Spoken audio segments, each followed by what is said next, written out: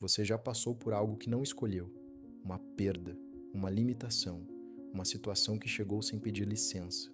E talvez você já use o estoicismo como ferramenta para lidar com isso. Para você que já busca no estoicismo respostas para os desafios da vida, essa reflexão vai ser um divisor de águas. Guarda essa situação na memória, porque até o final desse vídeo você vai ter duas perguntas novas para fazer a ela. Dois dos maiores pensadores da história. Um foi imperador. Comandou o maior império do mundo conhecido. Enfrentou guerras, traições, pestes e a morte dos próprios filhos. E escolhia a paz. Todo, santo, dia. O outro nasceu filho de pastor numa cidade pequena da Alemanha. Passou a vida inteira com dor de cabeça. Quase cego, rejeitado. E mesmo assim, escreveu as ideias mais perturbadoras da filosofia moderna. Marco Aurélio e Friedrich Nietzsche, dois gênios, duas respostas completamente diferentes para a mesma pergunta. O que você faz com o que a vida te impõe? Marco Aurélio nasceu em 121 d.C. Desde cedo foi preparado para governar, mas o que ninguém esperava é que ele se tornaria o maior exemplo vivo da filosofia estoica. Ele não apenas estudou o estoicismo, ele tentou vivê-lo, todo dia. Existe um livro que ele escreveu sem intenção de publicar, um diário pessoal, anotações que ele fazia para si mesmo, lembretes de como ser uma pessoa melhor. Esse livro se chama Meditações, e é um dos textos mais honestos que um ser humano já produziu, porque não foi escrito para impressionar ninguém, foi escrito por um homem poderoso, tentando não se perder no poder. Numa das passagens ele escreve: "Você tem poder sobre sua mente, não sobre os eventos externos. Perceba isso, e você encontrará força." Isso é o coração do estoicismo. Os estoicos dividiam a realidade em duas categorias: o que está sob seu controle e o que não está. Sob seu controle, seus pensamentos, suas escolhas, suas ações. Fora do seu controle, o clima, as pessoas, o passado, a morte. E a sabedoria estoica diz: pare de gastar energia com o que não depende de você. Marco Aurélio perdeu filhos, enfrentou uma pandemia que matou milhões no império, foi traído por generais em quem confiava e continuava escrevendo no diário: foca no que depende de você. Agora entra Nietzsche, e ele olha para tudo isso e diz: espera. Nietzsche não desprezava Marco Aurélio. Pelo contrário, tinha profundo respeito pelo imperador, mas tinha um problema sério com a ideia de aceitar o que não pode mudar. Para Nietzsche, a aceitação sem transformação é uma forma sofisticada de desistir. Não é sobre ser passivo diante do problema. Nietzsche diria que a dor não deve ser apenas suportada, ela deve ser o seu combustível para se tornar algo maior. Você não cresce quando aprende a suportar. Você cresce quando a dor te força a se reinventar. Pensa numa árvore num campo aberto. O estoicismo diria: a árvore dobra com o vento, mas não quebra. Ela aceita a tempestade com serenidade. Nietzsche diria: a tempestade não apenas testa a árvore, ela muda a árvore. As raízes crescem mais fundo, o tronco fica mais resistente. A árvore depois da tempestade não é a mesma árvore de antes. Para o estoicismo, o objetivo é a serenidade.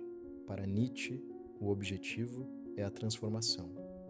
Então, de um lado, temos a serenidade estoica para aceitar o incontrolável. Do outro, a força nietzschiana para nos transformar através da adversidade. Mas e se os dois estiverem certos? E se a resposta não for um ou outro, mas uma sequência? Pensa assim: você passa por algo devastador, uma perda que não esperava, uma traição que não merecia, um fracasso que te derrubou. O estoicismo entra primeiro. Ele diz: respira, separa o que você pode controlar do que não pode, não reaja com raiva, não deixa a dor virar descontrole. Essa é a primeira camada, a estabilidade. Sem ela você não consegue nem pensar, mas o estoicismo sozinho pode te deixar preso num lugar confortável demais. Você aprende a suportar, mas não necessariamente a crescer. É aí que Nietzsche entra. Depois da serenidade vem a pergunta mais importante: O que esse momento está me forçando a me tornar? Não o que eu perdi, não o que aconteceu comigo, mas o que essa experiência está criando em mim.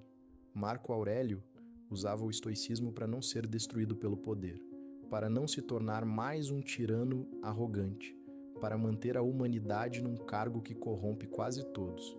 Isso é extraordinário, mas Nietzsche teria perguntado, e além de não ser destruído, o que você se tornou por causa disso? Existe uma passagem nas Meditações que resume tudo. Marco Aurélio escreve: os obstáculos à ação fazem avançar a ação. O que está no caminho se torna o caminho. Lê de novo. O que está no caminho se torna o caminho. Isso não é só aceitação, isso é transformação. E talvez seja o momento em que os dois pensadores estavam dizendo a mesma coisa com palavras diferentes. O estoicismo te dá equilíbrio para não ser destruído. Nietzsche te dá coragem para ser transformado. Um sem o outro é incompleto. A serenidade sem transformação vira estagnação. A transformação sem serenidade vira caos. Marco Aurélio morreu em 180 d.C., em campanha militar, longe de Roma. Até o fim ele escrevia no diário. Tentando ser melhor, Nietzsche morreu em 1900, após 11 anos em silêncio, sem reconhecimento em vida. Dois homens separados por 18 séculos, que nunca se conheceram, mas que dedicaram a vida inteira à mesma busca, como um ser humano enfrenta o que não escolheu, e ainda assim vive com profundidade. Agora, lembra daquela situação que você guardou no início do vídeo? Aquela coisa que você não escolheu, que não pediu, que não pode mudar. Faz duas perguntas para ela agora. Primeira, do estoicismo: o que dessa situação está sob o meu controle? Segunda, de Nietzsche: quem eu preciso me tornar por causa dessa situação? Responde aqui nos comentários. Quero ler como você está aplicando isso na sua vida, porque a filosofia não existe para ficar só na teoria, ela existe para ser vivida. No próximo vídeo, vou falar sobre Sêneca, um homem que era conselheiro de um imperador louco, que sabia que podia ser morto a qualquer momento e que escreveu as reflexões mais poderosas sobre o tempo que já foram produzidas. Se esse vídeo fez sentido para você, deixa o like, não pelo canal, mas porque isso diz para o YouTube que esse conteúdo merece chegar em mais pessoas. Até o próximo.